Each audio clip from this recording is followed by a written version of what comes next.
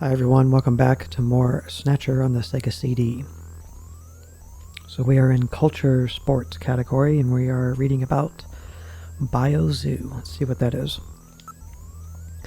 A museum of living genes featuring live animals, endangered or extinct species only. Recreated through genetic manipulation, created by the International Union for the Conservation of Nature, IUCN, in order to recreate and culture extinct mammal and bird species. Besides caring for living animals, the museum operates as a library of frozen genetic samples. Successful birth of a unicorn in 1947. Natural delivery. Nice. That'd be rough. Is the baby born with the unicorn horn already, or does that grow in later? Because that would make birthing kind of painful. Drew widespread attention. The baby unicorn has also been adopted as Neo Kobe's mascot. That's crazy. Robo musical. Nice. A musical performed by humanoid robots. As each robot's expressions and movements are sampled from actual actors, there's virtually no difference between their performance and that of the live actors. The popularity of this art form no doubt lies in the technology's ability to change the performance with a simple software modification, including the ability to inject long-dead classical actors into modern roles. The big hit of 1947 has so far been The Phantom of the Opera. Purse pet. Oh gosh, we got dogs that are purses too. Genetically engineered marsupials which function as pets or handbags. Oh my god. Their added value of being able to carry around personal belongings led to a huge boom in these animals in the early 2040s. Originally designed for a television commercial, their subsequent widespread media exposure touched off huge sales. Several firms became involved in a copyright dispute over the animal's design, but their popularity waned when the Society for the Prevention of Cruelty to Animals complained of the slave-like treatment many owners gave their living luggage. Yeah, I don't agree with that. Don't make pets into purses. We don't need purse pets. I mean, it's okay if you want to be like Paris Hilton, and carry your big bag around and put your little dog in your purse, I guess, but don't make pets that are actually purses. Neo Kobe pizza. This is what I'm talking about. Pizza is probably my favorite food. A popular food item said to have been born by accident when a Japanese student accidentally dropped his pizza in someone's soup. The floating shape apparently reminded him of the island of Neo Kobe in the sea, hence the name. Scores of different varieties are available by combining different toppings and soups. Neo Kobe pizza is beginning to gain popularity internationally as well. Okay, I don't know about that. That's a soup pizza. I don't really want a soup pizza. Retinal fortune telling. This ought to be good. A high-tech form of divination which purports to read a person's future from the pattern of blood vessels on the retina of the eye, much like fingerprints and voice prints, as well as the lines in the palm of your hand. This art gains its popularity from the fact that all individuals' patterns are unique. Air surfing. Like air guitar? A sport which is enjoying tremendous recent popularity among young people. When conventional surfing became impossible due to heavy contamination of the sea around the city, a local university's air science department developed the new board and wave generator. With just moderate protective gear, a board, and the air wave generator, anyone could enjoy the sports. Popularity has been centered among young people of the slum districts. As winds and weather have no effect on use, competitions and tournaments have been held year-round in cities throughout the country. Sounds cool. Dragon horses, okay. Cultural sports is pretty crazy in Neo Kobe. a sport involving the use of a winged horse developed through bioengineering. Originally popular among the British upper class, participants compete for the longest time and distance flown. Developed from ponies, these dragon horses are only capable of 50 meters or so of continuous flight. The first official competition took place in Niokobe in 2045. The winner, an entrant invited from overseas, Eurasian Highlander breed, managed a 30-second flight covering 80 meters. Nice. Okay. So now we're on to politics. City of isolation policy. Niokobe quarantine. The government, fearing mainland Snatcher infiltration from the Niokobe, designated the city a contaminated zone and ordered the closure of all land, sea, and air links, excluding the Kobe Bridge. The policy was enacted on December 1st, 2047. While the policy appears to have so far prevented any spread of the problem to the mainland, it has exacerbated the isolation of the city itself, without contributing to a comprehensive solution to the Snatcher menace. Okay. This is not the whole game, by the way, where there's going to be lots of chains of scene and a lot of characters to talk to, but this is the computer that runs the Junker headquarters, and they're giving us a lot of background information, and I just want to read it to you guys. North-South problem. Since 2025 declaration of Niokobe as an immigrant's paradise, vast numbers of foreigners from countries throughout the Southeast Asia have moved to the city. Nevertheless, this has increased the asset distribution gap between rich and poor and contributed to the social and ethnic splintering of the populace.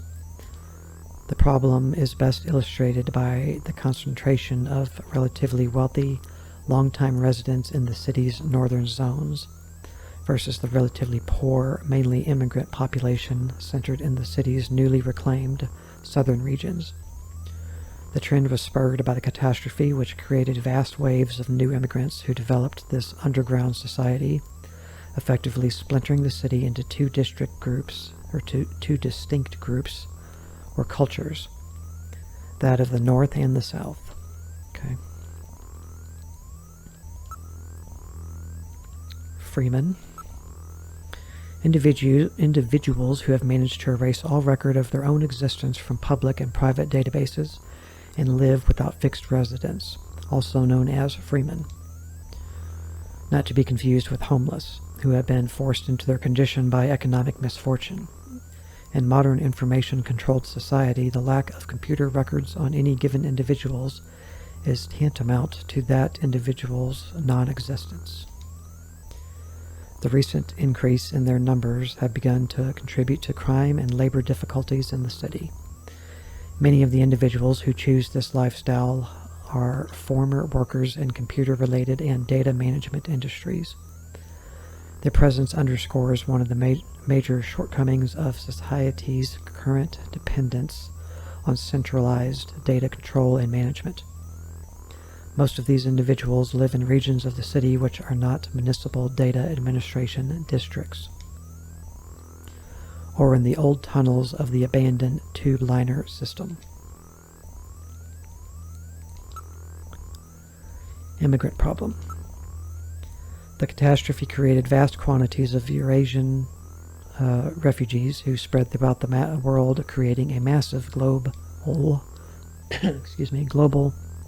immigrant problem. Chinese form the largest subgroup, and over 2 million have found their way to Japan in at least 5 waves. Niokobe, touting its status as immigrants' paradise, at the time was the local government choice as the area for them to resettle. As a result, the Chinese percentage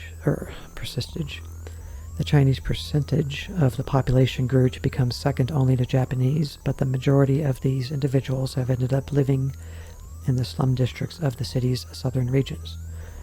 Dissatisfied with these conditions and the perceived lack of any government effort To rectify them, they have formed their own underground society, which is now far too large of an organization for the legitimate government to control.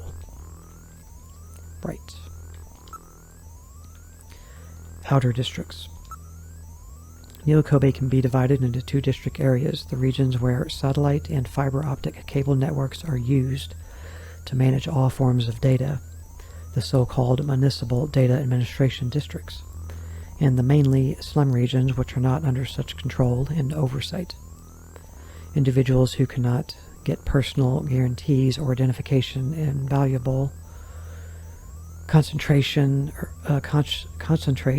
in the latter regions, as the lack of such ID prevents social functioning in the controlled regions of the city. No forms of cards or credit cards are accepted in these areas. Cash is the only currency. While government proposals to remedy the situation have been discussed for a number of years, debate over implementation methods, civil rights, and the like have prevented any actual progress from being made. Approximately 30% of the city's total area is officially recognized as falling outside of a municipal data administration districts, and at least another 10% is believed to be similarly beyond governmental control, though not yet designated as such. So roughly 40% of the Kobe is slums are not really monitored by the government. And that is it for that. So that covers all of this. I think we're done here. Yeah, so we're done. Alright, we got that covered in a video and a half, roughly, I would say. It's not too bad. I think we will have to come back to the Jordan computer a few times, because we'll get certain things we need to put in the computer to look up, maybe to progress a certain name. So we'll see about that. Okay, so we will quit for now. I hope that I was able to be of service. I look forward to our next session together.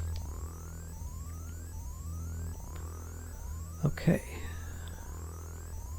So we are ready to leave here at the moment. So let's exit and go to the shooting range. Where would you like to go next? Let's go to the shooting range, and then we need to go back to the engineering room. And maybe Harry will be there once we've gone to all the rest of these areas. Mika. This is the shooting range. Junkers come here to improve their marksmanship. Mika's face. This Gillian's a little weird. A number of man-shaped targets appear in the practice booth. We call it our shooting practice range, but it's a lot like a video game arcade, don't you think? Actus? I saw practice, and then I saw that, and I put it together, and it kind of said Actus. Ask. How to practice. How do you start practice? Just follow the Junker's Eye practice system. Okay. About Harry. If you're that interested, why don't you just meet him? I tried to. Navigators. Don't worry, you'll be able to get one from Harry. Gibson. If you meet him, you'll understand why he's so good. This is all the same stuff she's already said. Don't be getting funny thoughts. She's only 18. Okay. So we can practice now. Gillian, you haven't got your blaster yet, have you? Let's hurry and go visit Harry. There we go. That's probably our cue. To make him be back in the engineering room. So then we'll get the gun, and then we'll come back here and try it out. Come on, let's go see Harry. But I think I should get some practice in first. Yes, but... Come on, let me take a crack at it. Alright, if you must practice, I'll let you use my ray gun, but it doesn't have the power of a blaster. Is that okay? Alright, she's gonna let us use her gun. Yeah, thanks, Mika. Okay, we can still try it. Okay, let's start shooting. So when you get active control, you need to press the, I think it's the A button.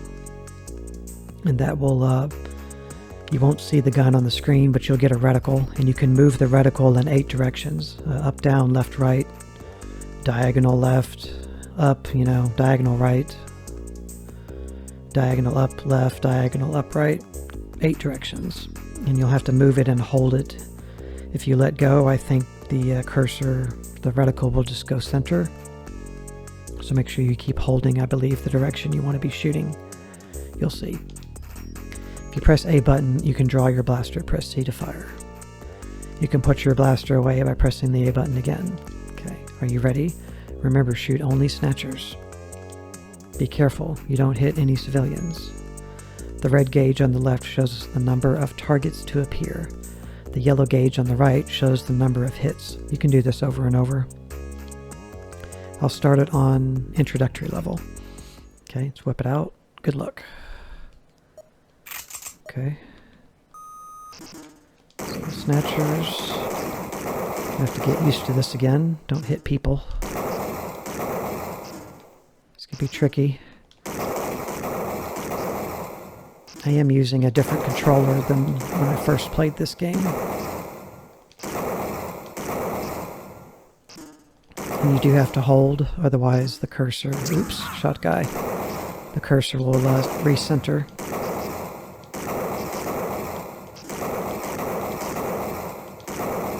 You just spam the shoot button. I killed one person. Hitting all the Snatchers is great, but you hit some civilians too. Well, it's nice that you're not wasting much ammo, but you really must avoid shooting civilians like that.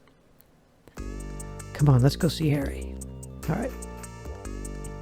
We'll go see Harry and we'll come back and try to do it again with our gun.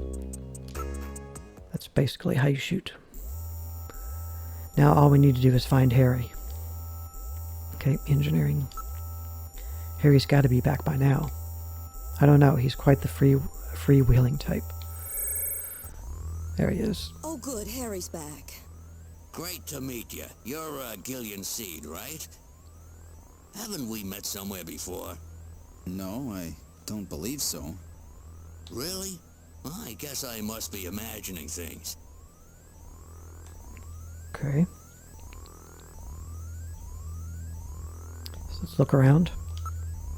Look at Harry. Somehow I get the same impression. Have I met this guy somewhere? What's wrong? Do I have something hanging from my nose? And the wall.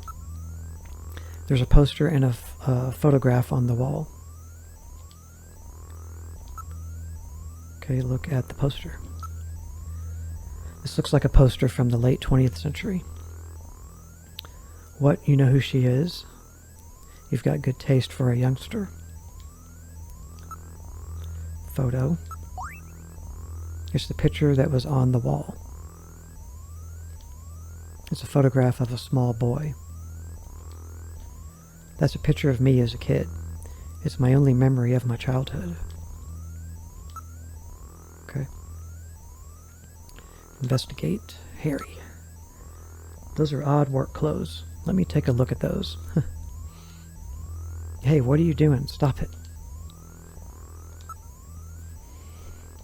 Poster. This is very old. This kind of printing technology hasn't been used since the last century. Keep your hands off that, will ya? It's getting pretty fragile. This appears to have been cut out of a larger photo. Yeah, well, mother on the left and father on the right. Okay, that's all of this. Ask about navigators.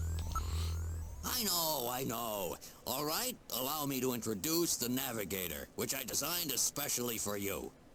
Hey, Metal Gear, get out here.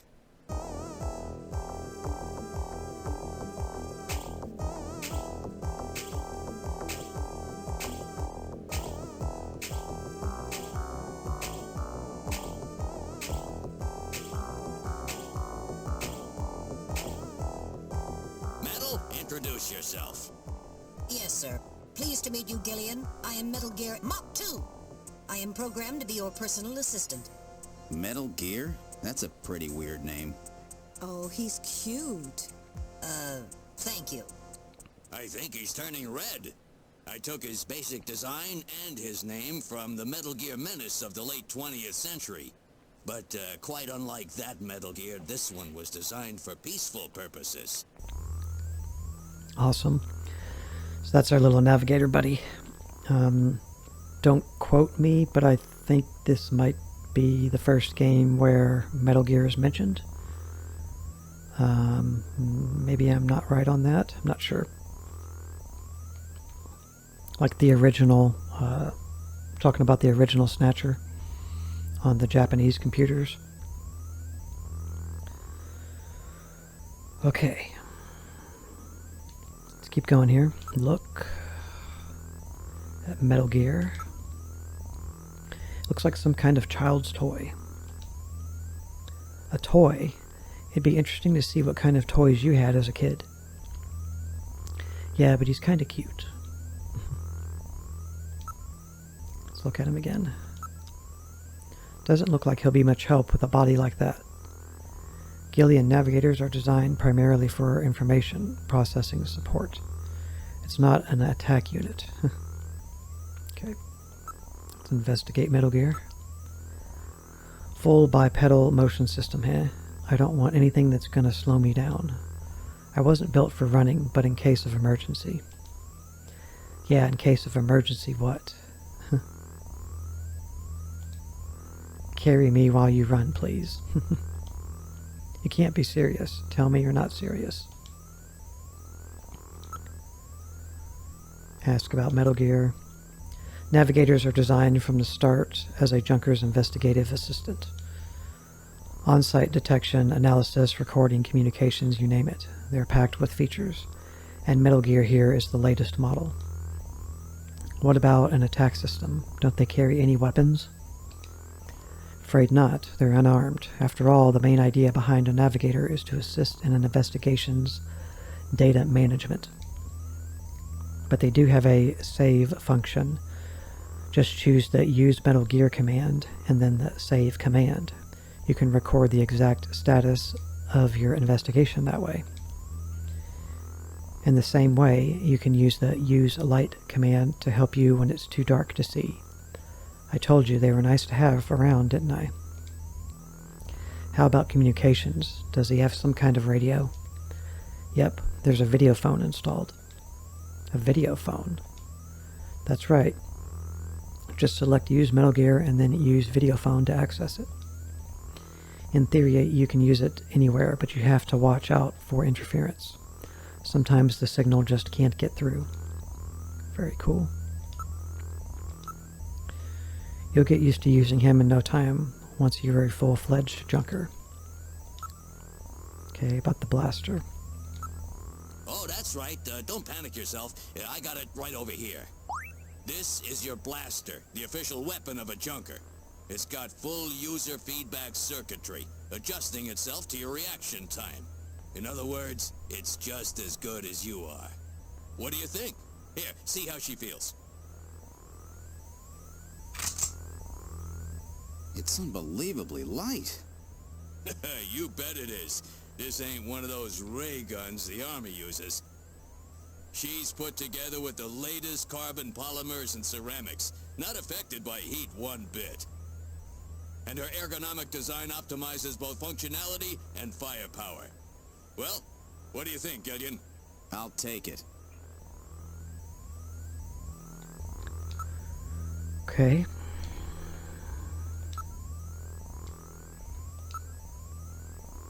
Talk about it. First, you have to get used to things. The rest can come later. Use the Junker's Eye practice system down in the shooting range to get used to your blaster. You know that booth we just saw in the shooting range, Gillian? Yes. Okay, Snatchers. You're an engineer. Tell me about how the Snatchers are built. It's odd, but we've never been able to get a specimen. They are always stolen or have self-destructed. They have any weaknesses? They're built really well, so it's tough to destroy them outright. Try to immobilize them. They've got these slits on their head for some reason. A well-placed shot there will often destroy their control functions. That's why it's important to practice your marksmanship. I have a video phone call from Jean-Jacques Gibson coming in. Connecting. Junker HQ, this is Gibson. I've cornered a probable male snatcher. I'm in the abandoned factory in the M district. Request immediate backup. Gillian, that means you. You better head out right away. Jean needs your help. We must hurry. We'll use a turbocycle to travel to the scene. Be careful, Gillian. This is a turbocycle, specially designed for junker use. In addition to three-wheeled ground travel, it is capable of hovering and high-speed flight. The vehicle is also VTOL capable, so takeoffs and landings in narrow areas present no difficulty. A flying tricycle, huh? I just came in on one of these things. We have been assigned this vehicle for use in our investigations. Okay. I guess we can't go back. We have to go forward from here. We weren't even done doing our stuff back there. So we'll look at a few things here before we end this video. Let's look. Turbocycle body. It's brand new and was just tuned up. It's a 47 Interceptor. It's built by the same company that builds the shuttle. Tire. On the ground it runs on 3 wheels, but they are retracted during flight. Area. This is the Junker headquarters parking lot. Several turbocycles are parked in the area. Investigate. It's built with the latest ceranoplastics and carbon polymers. It doesn't even have a scratch on it. There's no problem. The tires also have the inspector's stamp on them. Area. There's nobody in the parking lot besides us. Let's use our Metal Gear. This is like the first time you actually get an opportunity to save your game. So let's make an actual save. Alright, I'll save everything that has happened up till now. Which file number would you like to save in? We get 4 save slots, so just pick the first one.